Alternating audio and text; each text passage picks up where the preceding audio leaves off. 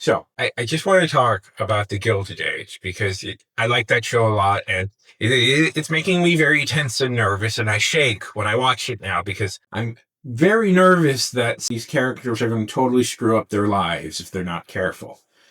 So spoilers ahead for the latest episode, I guess. So it's a big deal. Larry and Marianne finally got engaged. This has been a long time coming. They've been playing footsie and very romantic to each other the whole season. I'm very happy. Larry is a very nice boy. He'll treat Marianne right. Of course, Mrs. Russell was not into it, but Mrs. Russell's into a lot of stuff. But here's the thing about Larry. I like Larry. He's a nice boy. He seems to want to do right by people. I have the feeling, though, and this is just the instinct I get from Larry, that somehow he's going to fuck everything up.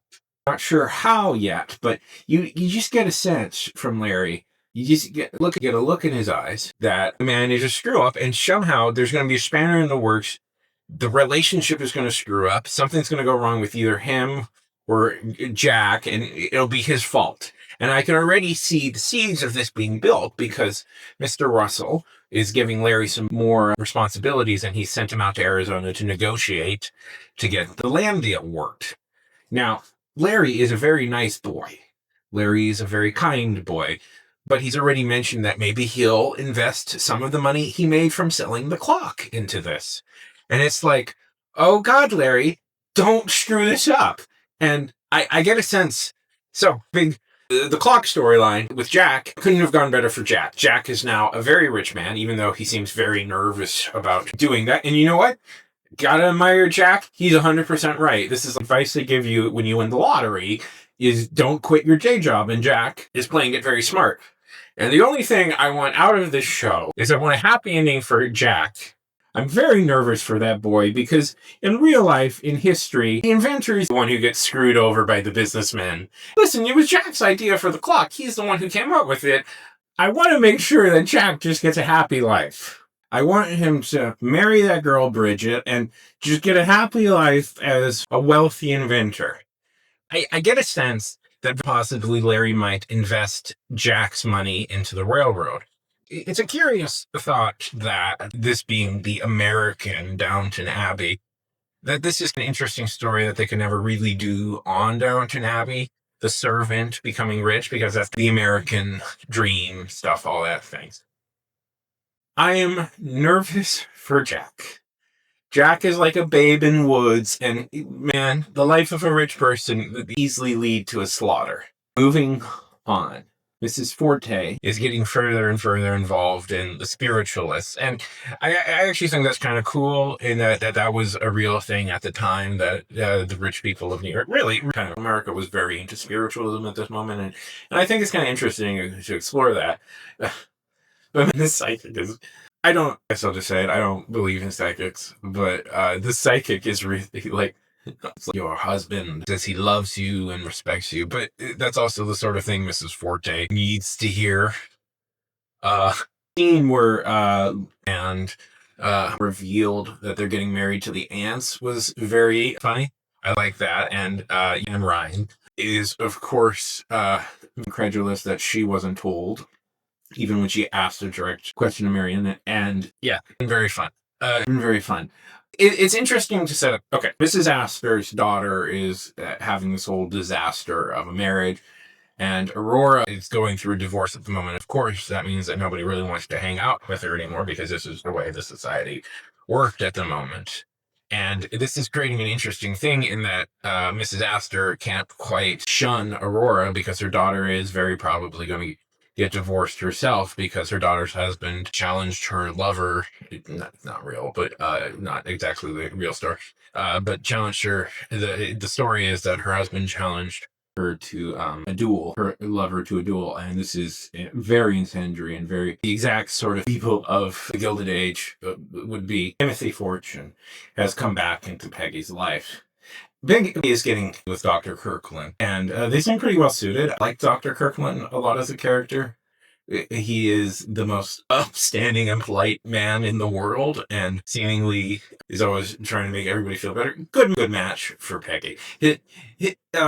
Kirkland's parents are kind of, mother especially is kind of, who likes their in-laws.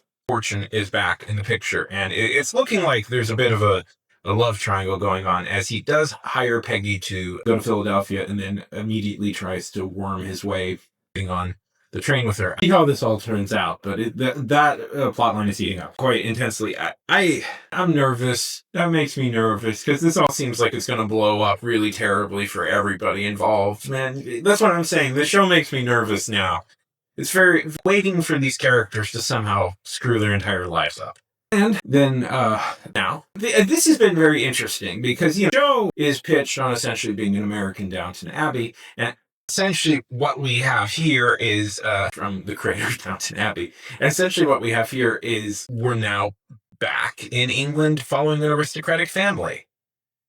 I remember reading early on that initially this was in fact going to be a prequel series to Downton. And it is interesting to see that the creator Flowers returned to his old stomping grounds of an English aristocratic family, but they're so mean to Gladys. Man, every time I look at Gladys, I'm like, oh, Gladys, don't do this. No, because the thing about Gladys is she just never seemed totally right for this whole power play.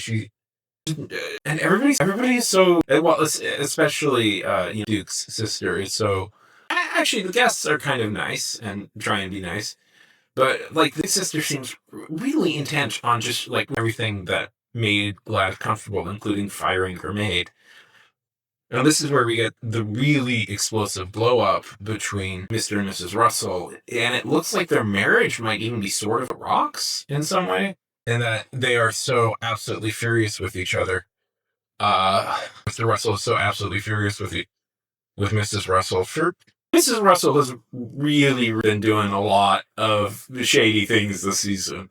But the fact that there is numerous very justifiable reasons why he's upset with her, from the whole situation with Gladys and trying to meddle in Larry's life, to the fact, and he's quite angry at all this, and the fact Gladys finally gets a letter out to her parents, and this is what causes the blow up. But one of the big things they get into a fight with is he's trying to build this massive railroad. He told his wife, he told Mrs. Russell, this guy who he needs to buy from, and instead of doing that, she does it as best as she can, but he's mad. He's like, well, I've been a cuckold this whole time. And that marriage is, they have some issues, those two. I have to admit, they have some issues. And the fact that usually their marriage is, despite how ambitious and underhanded they can be, their marriage is usually like strong center, is now becoming is fascinating. The through line, going to that club, this is why I'm worried that Larry's going to screw it up. But the fact that he screwed up somehow, this is the sign of a screw-up boy who's going to screw something up somehow. But he did see the woman there that screwed Oscar out of the money. So it does further plot line. Okay, that's just my general thoughts on the Gilded Age. I know these people are fictional, but don't screw all of this up. Don't screw all of this up. For the love of God, do not screw up your relationships. Okay. For indulging me in this.